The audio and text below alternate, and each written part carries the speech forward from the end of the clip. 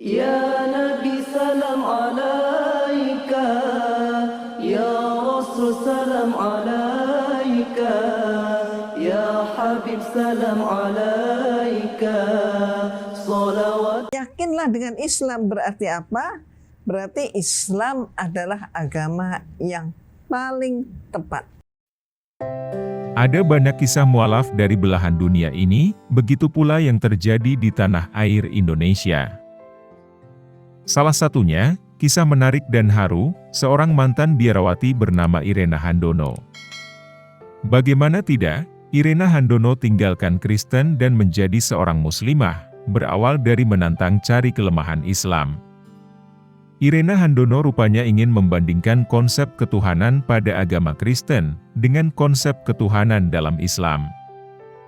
Namun, alih-alih menemukan kelemahan yang ia cari, Irena justru jatuh hati pada konsep ketuhanan pada Islam, sehingga memutuskan untuk menjadi mualaf.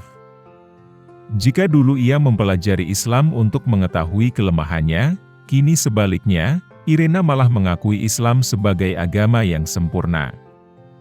Dilansir dari suara jaringan terkini.id, pada Jumat, 23 Juli 2021, awal mula Irena Handono menjadi mualaf, yaitu ketika ia berdiskusi dengan dosen di biara soal perbandingan agama terkait konsep keimanan. Irena yang hobi membaca dan memiliki rasa penasaran tinggi, kemudian mengusulkan diri untuk mempelajari Islam langsung dari sumbernya, yaitu Al-Quran. Tak disangka, dosennya mengizinkan Irena mempelajari Islam dari Al-Quran, sehingga dengan riang, mantan biarawati itu segera ke perpustakaan untuk meminjam Al-Quran tanpa terjemahan. Alhasil, setelah dibawa pulang, Irena bingung melihat huruf-huruf dalam Al-Quran, karena sama sekali tak bisa membacanya. Oleh karena itu, di hari berikutnya, Irena pun memutuskan untuk meminjam Al-Quran yang memiliki terjemahan.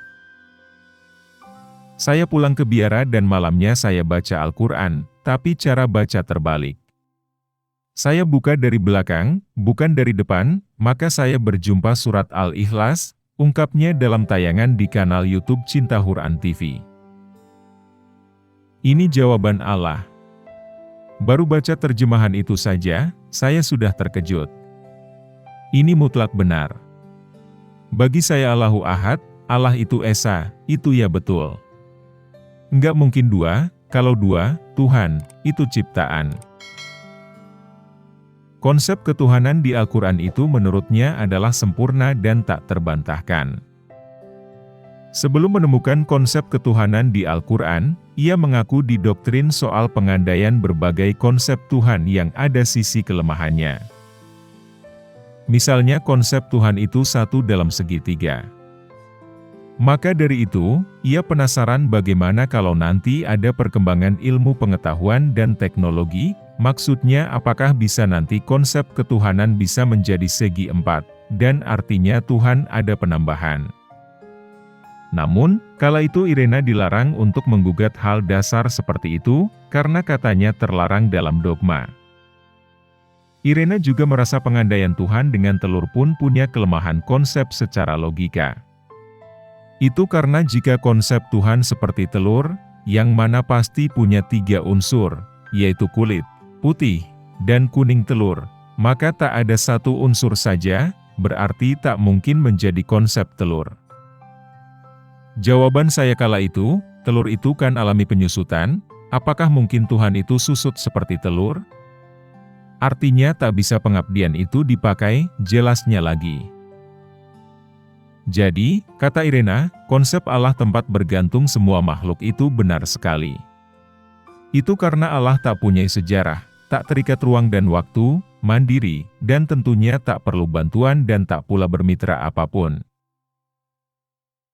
Irena Handono mengatakan, reaksi pertama membaca saksama terjemahan surat Al-Ikhlas itu adalah jawaban yang selama ini ia cari.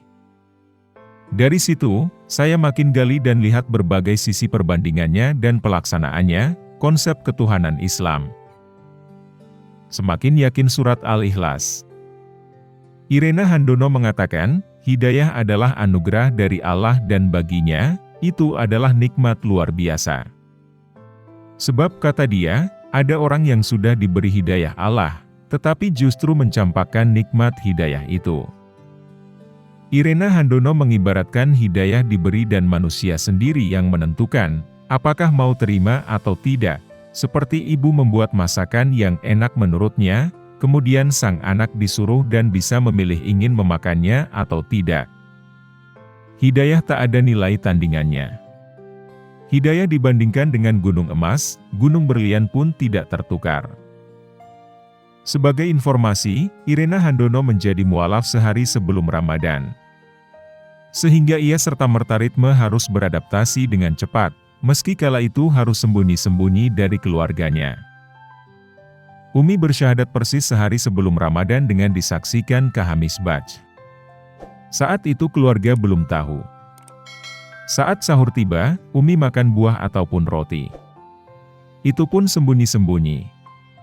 Maka, kalau Umi boleh jujur, berbuka dengan air putih adalah menu buka puasa paling nikmat bagi Umi, jelas Irena dalam cuitannya di Twitter pada Selasa lalu, 13 April 2021.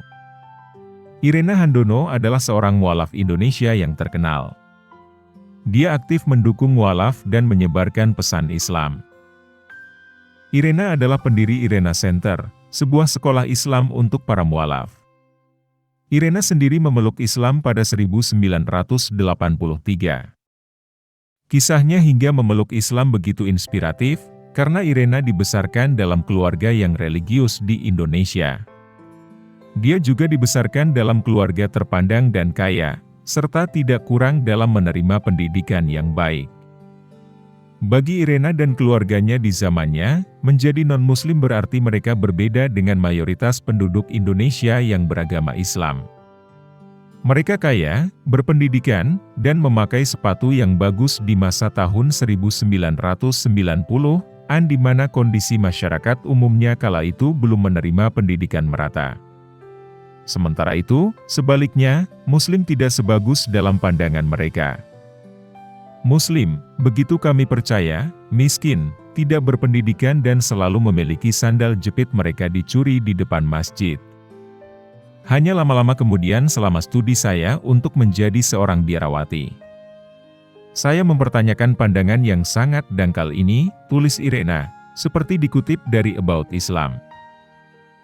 Dalam benak Irena saat itu, ia hanya ingin mempersembahkan hidupnya untuk Tuhan. Sejak usia dini, ia telah menerima arahan agama. Saat remaja, ia aktif berpartisipasi dalam beberapa kegiatan di rumah ibadah lokal mereka. Ia ingat selalu memiliki cita-cita menjadi seorang biarawati.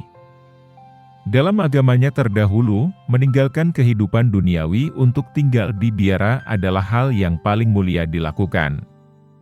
Irena mengaku ingin mendedikasikan hidupnya hanya untuk Tuhan. Setelah menyelesaikan sekolah menengah, ia mengikuti panggilan Tuhan dan memutuskan mendaftar di seminari. Keputusannya menjadi seorang biarawati membuat orang tuanya terkejut. Irena adalah anak perempuan satu-satunya dari 5 bersaudara. Karena itu mereka berharap bisa membuat Irena tetap dekat dengan mereka. Namun ketika melihat tekadnya, orang tua Irena mendukung keinginannya.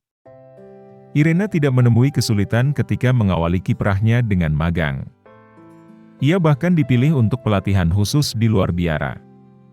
Di sana, ia belajar tentang perbandingan agama di Institut Teologi Filosofis. Kala itu, ia memilih fokus pada Islamologi. Itulah pertama kalinya saya belajar tentang Islam selain fakta saya lahir di negara Muslim terpadat di dunia, ujarnya.